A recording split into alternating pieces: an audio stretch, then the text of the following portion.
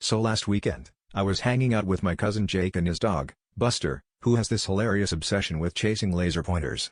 I mean, the moment that little red dot appears, Buster transforms from a laid-back mutt into a canine whirlwind, spinning, leaping, and barking like he's trying out for the Dog Olympics. We were just chilling in the living room, and Jake casually mentions that the local community center is hosting a talent show that evening. "You know," he said, waving the laser pointer around like a conductor at a symphony, "maybe Buster should be the star attraction." Fast forward a few hours, and we're sitting in the audience at the talent show. The acts range from a kid playing the kazoo to a grandma attempting a stand-up routine about knitting, which, let me tell you, was more naughty than funny. Suddenly, during a particularly dull act involving interpretive dance to whale sounds, Jake leans over and whispers, "What if we give Buster his big moment?"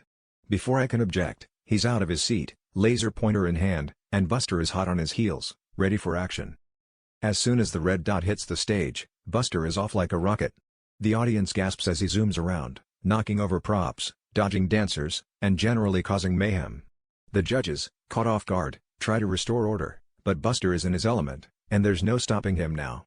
The crowd goes wild, not sure whether to laugh or cheer, as Buster performs his impromptu act, his eyes never leaving that elusive red light. Finally, just as the chaos reaches its peak, the laser dot lands on the judge's table. Buster leaps up, skids across the surface, and sends papers flying everywhere. The head judge, a stern-looking man with glasses perched on his nose, stands up with a bewildered expression. In the stunned silence, he clears his throat and says, "Well, folks, I think it's safe to say that tonight, we've all been barking up the wrong tree." The audience erupts in laughter and applause, and Buster, oblivious to his newfound fame, sits down, panting happily, satisfied that he's finally caught that pesky red dot.